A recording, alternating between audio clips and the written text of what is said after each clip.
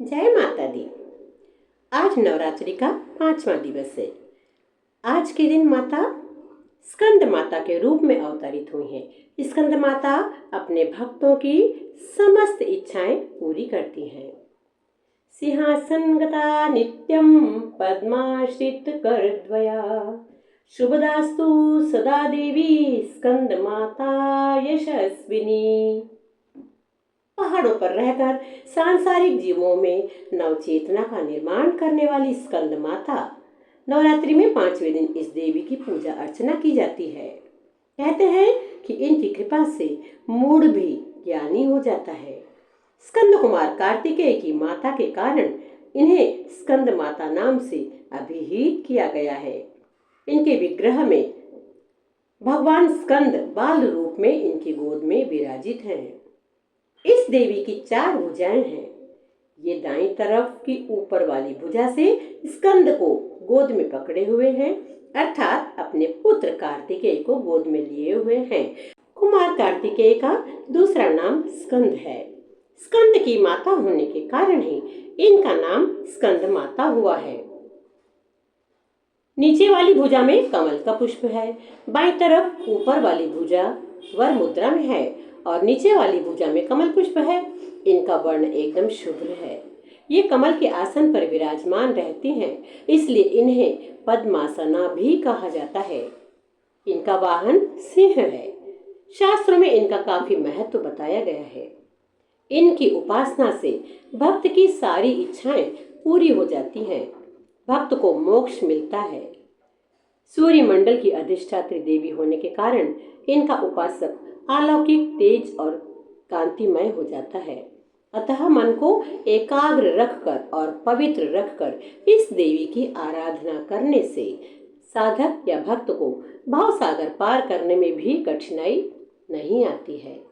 उनकी पूजा से मोक्ष का मार्ग सुलभ होता है। यह देवी विद्वानों और सेवकों को पैदा करने वाली शक्ति है, यानी चेतना का निर्माण करने वाली है। स्कंद माता अत्यंत ही दयालु है। साथ ही माता का यह स्वरूप मातृत्व को भी परिभाषित करता है। वहीं स्कंद माता की पूजा करने से संतान प्राप्ति की मनोकामना भी पूर्ण होती है और माँ अपने बच्चों को दीर्घायु प्रदान करती है। स्कंद माता की पूजा करते समय इस व्रत की कथा को अवश्य ही सुनना चाहिए। प्राचीन कथा के अनुसार तारकासुर नाम का एक राक्षस ब्रह्मा जी को प्रसन्न करने के लिए कठोर तपस्या कर रहा था। उस कठोर तप से ब्रह्मा जी प्रसन्न होकर उसके सामने आए। ब्रह्मा जी से वरदान मांगते हुए तारकासुर ने स्वयं को अमर करने के लिए कहा।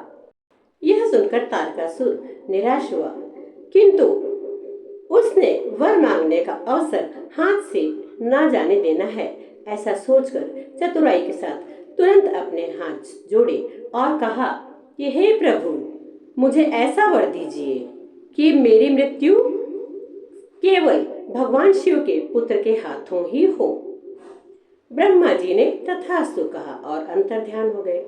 ऐसा वर तारकासुर ने इसलिए मांगा क्योंकि उसकी यह धारणा थी कि भगवान शिव कभी भी विवाह नहीं करेंगे और यदि भगवान शिव विवाह नहीं करेंगे तो उनका पुत्र नहीं होगा और मेरी मृत्यु भी नहीं होगी और मैं अमरत्व को प्राप्त करूंगा। फिर उसने लोगों पर हिंसा शुरू कर दी।